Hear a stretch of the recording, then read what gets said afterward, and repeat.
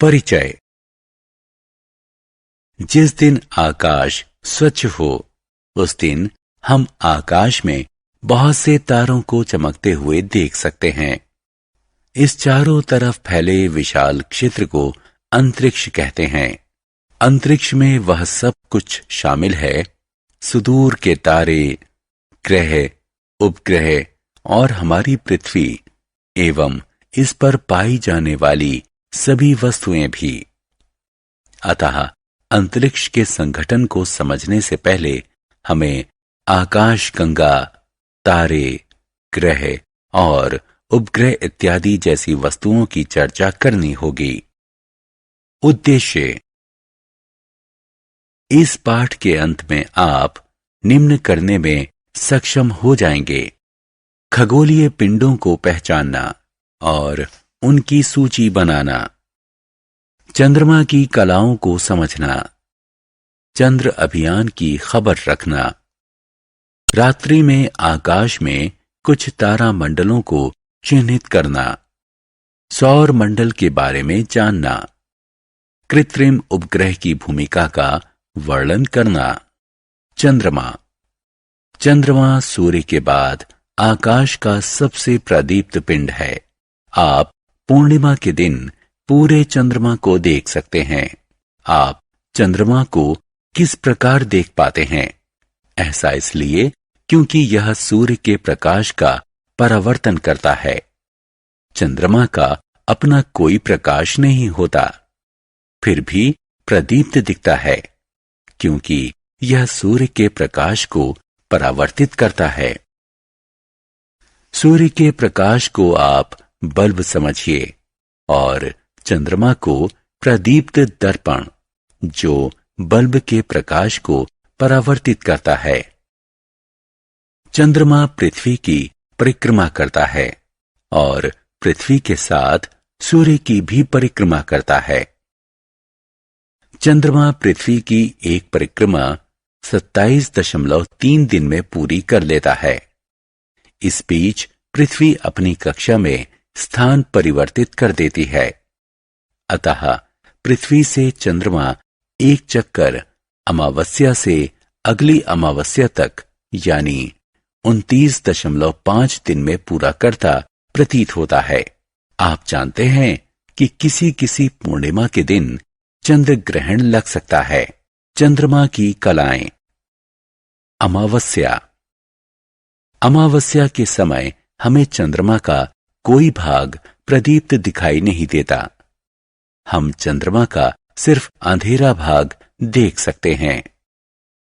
यह चंद्रमा के 29 और 1/2 दिनों तक चलने वाले चक्र की शुरुआत मानी जाती है। चंद्रमा सूर्य और पृथ्वी के बीच एक कक्षा में स्थित है। बढ़ते हुए बालचंद्र के समय हम चंद्रमा के दाएं तरफ एक छोटा सा भाग प्रदीप्त देखते हैं। प्रथम चतुर्थांश। प्रथम चतुर्थांश के समय हम चंद्रमा का दायां आधा भाग प्रदीप्त देखते हैं। इस समय पृथ्वी और चंद्रमा अगल बगल अपनी कक्षा में होते हुए सूर्य का चक्कर लगाते हैं। बढ़ता हुआ अर्धाधिक चंद्र। बढ़ते हुए अर्धाधिक चंद्र कला में हम चंद्रमा का प्रदीप्त आधा भाग लगभग पूरी तरह से देखते हैं। पूर्ण चंद्र या पूर्णिमा। पूर्ण चंद्र के समय हम चंद्रमा का पूरा भाग प्रदीप्त देखते हैं। चंद्रमा पृथ्वी और सूर्य के बीच स्थित होता है। घटता हुआ अर्धाधिक चंद्र। घटते हुए अर्धाधिक चंद्र कला में चंद्रमा का बायां आधा भाग लगभग पूरी तरह प्रदीप्त दिखता है। आखिरी चतुर्थांश। आखिरी चतुर्थांश कला में हम चंद्रमा का बायां आधा भाग प्रदीप्त देखते हैं। पृथ्वी और चंद्रमा सूर्य के परित अपनी कक्षा में अगल बगल होते हैं। घटता हुआ बालचंद्र। घटते हुए बालचंद्र के समय हम चंद्रमा के बाईं तरफ एक छोटा सा भाग प्रदीप्त देखते हैं।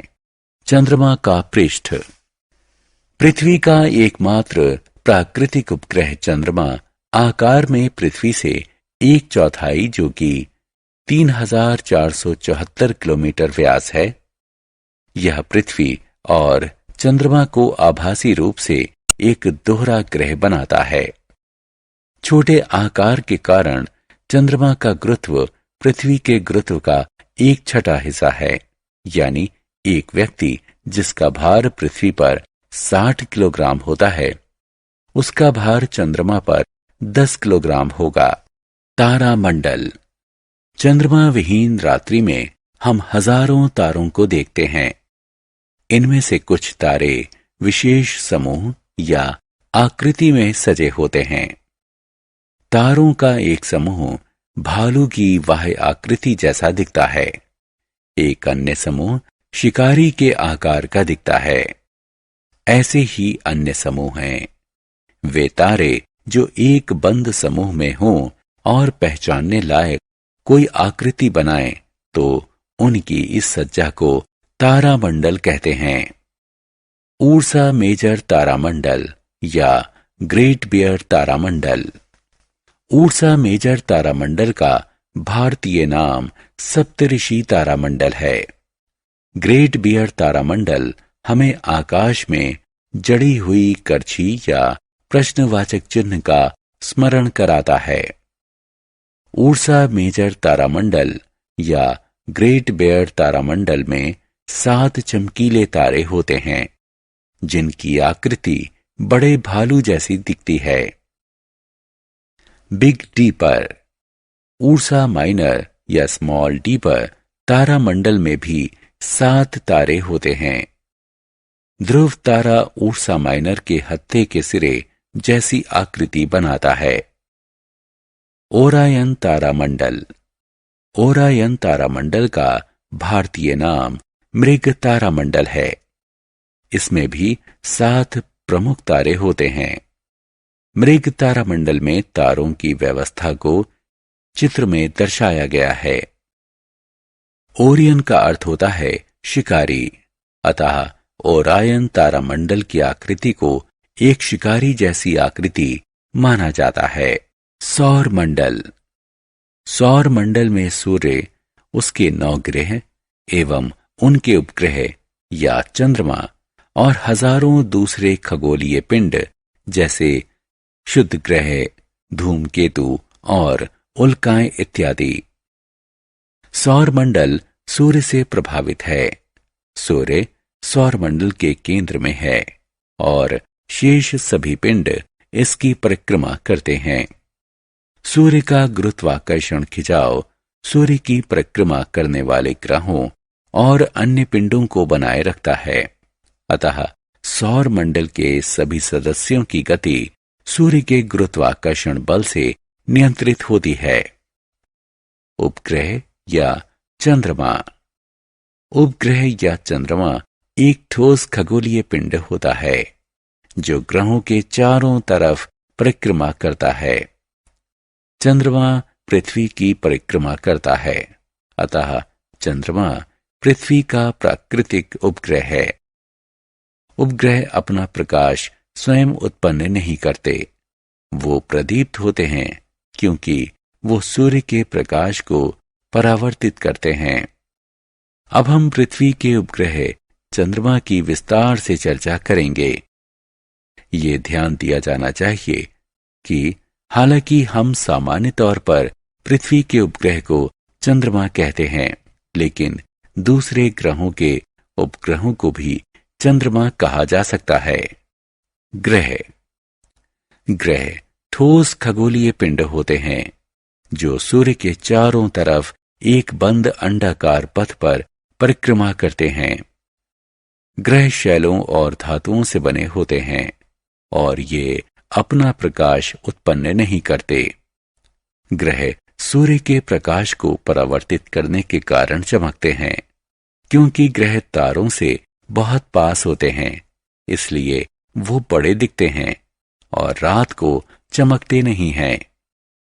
ग्रह सूर्य के चारों तरफ पश्चिम से पूर्व की तरफ परिक्रमा करते हैं, इसलिए ग्रहों की सापेक्षिक स्थिति परिवर्तित होती रहती है।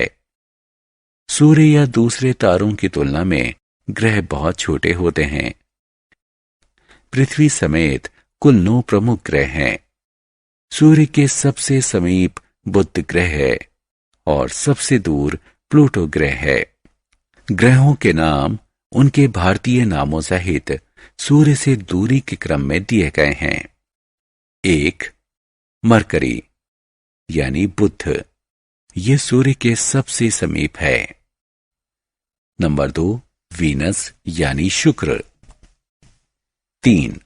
अर्थ पृथ्वी। 4. मार्स मंगल। 5. जुपिटर यानी बृहस्पति, सबसे बड़ा ग्रह। 6. सैटर्न यानी शनि। 7. यूरेनस यानी इंद्र। 8.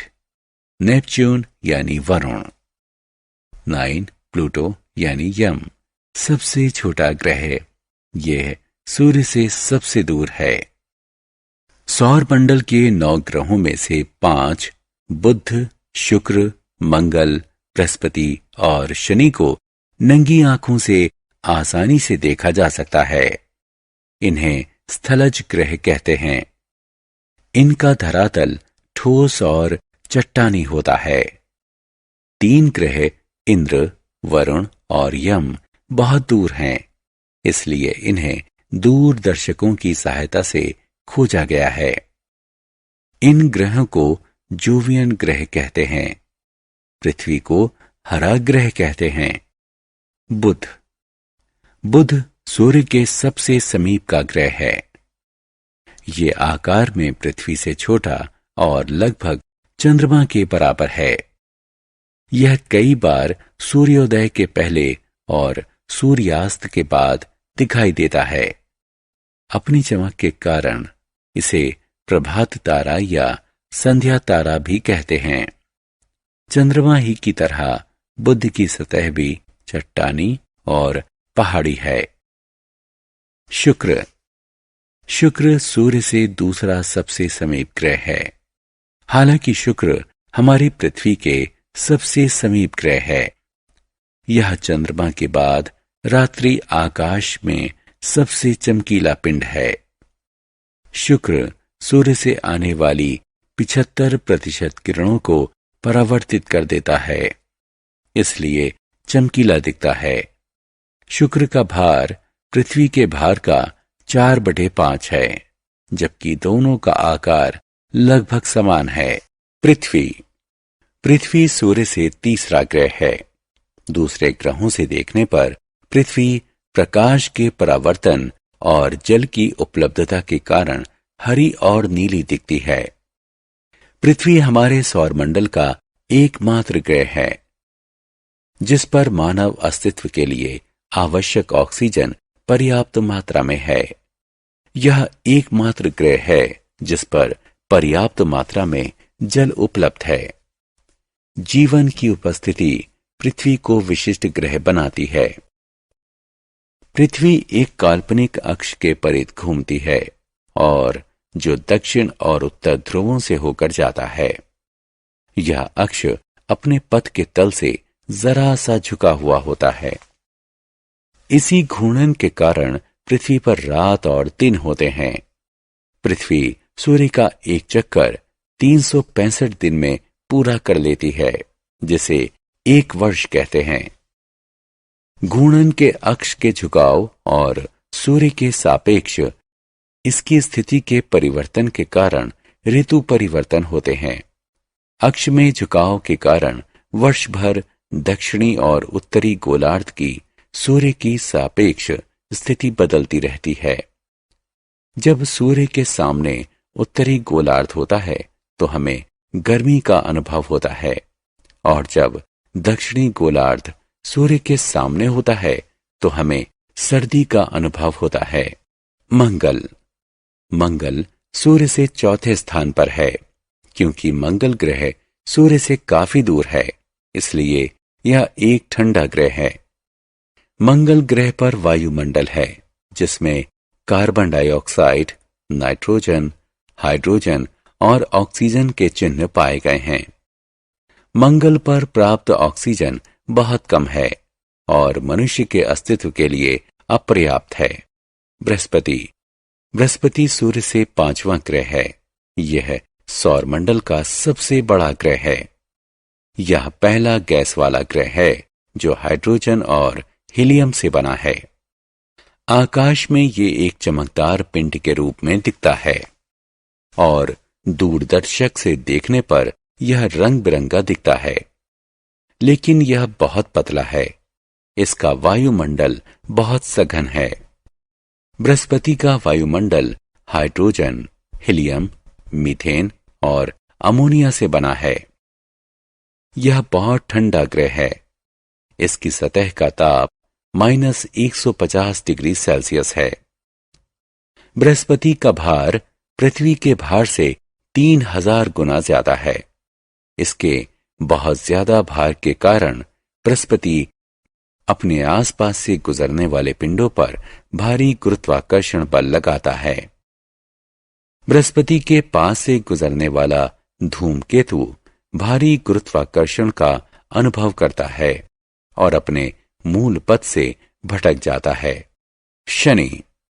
शनि सूर्य से छठा ग्रह है। शनि सौरमंडल का दूसरा सबसे बड़ा ग्रह है। बृहस्पति की तरह शनि भी हाइड्रोजन और हीलियम से बना है। यह सैकड़ों वलयों से घिरा है जो प्रत्यक्ष दिखते हैं।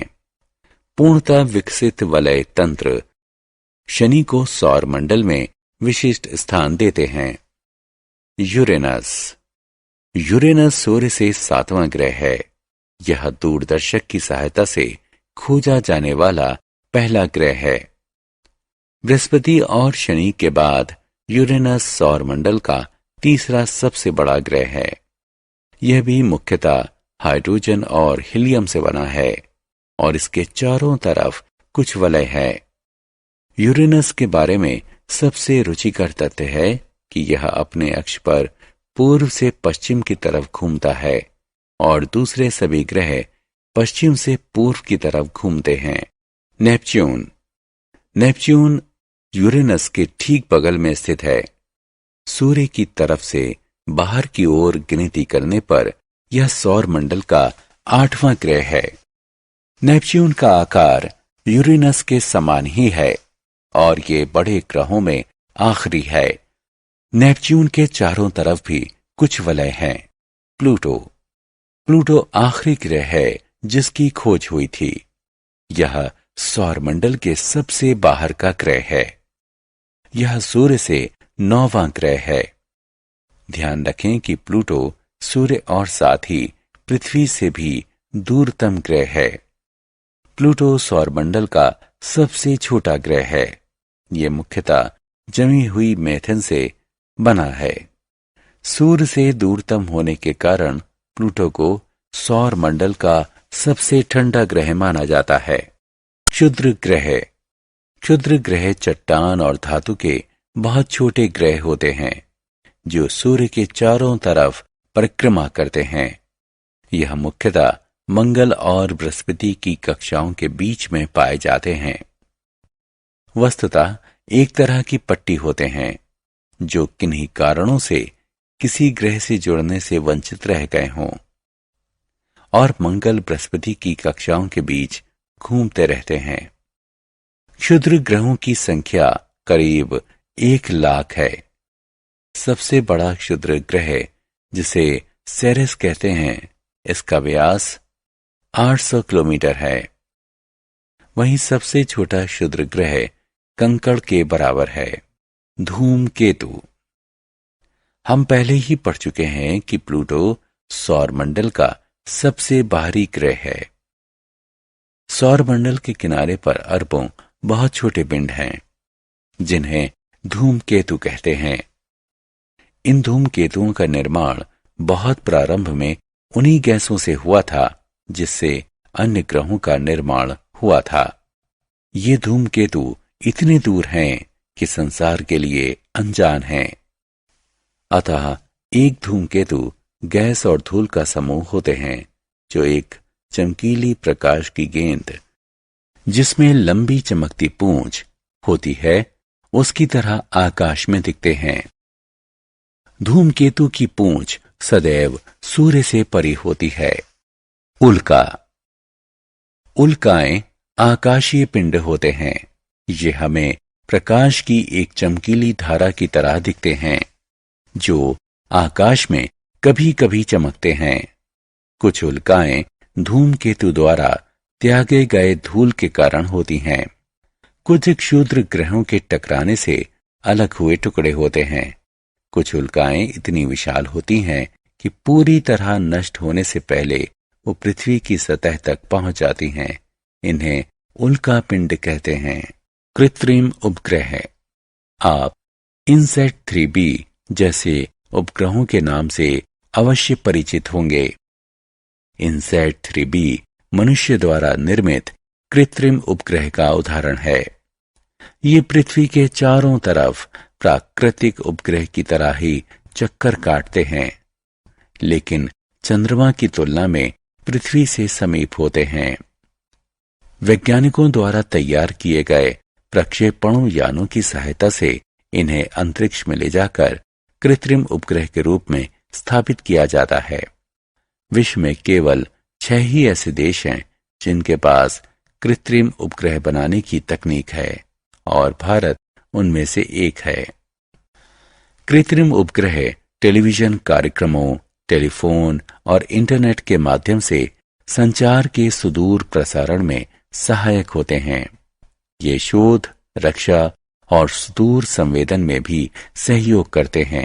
इनका प्रयोग मौसम, कृषि, भूमि और समुद्र की विशेषताओं संबंधित जानकारी प्राप्त करने के लिए भी होता है।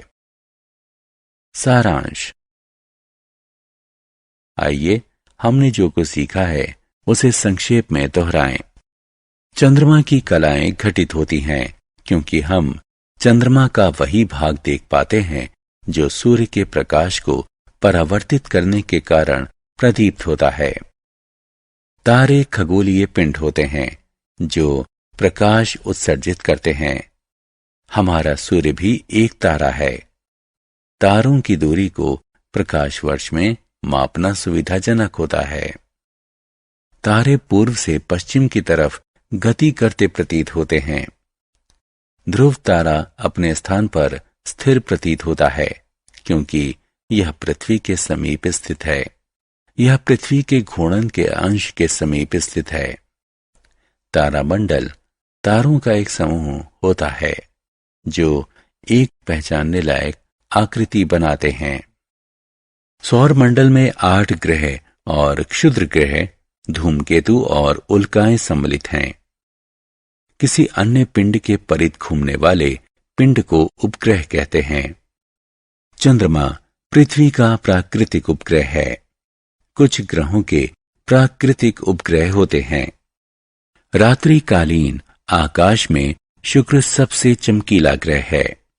बृहस्पति सौरमंडल का सबसे बड़ा ग्रह है।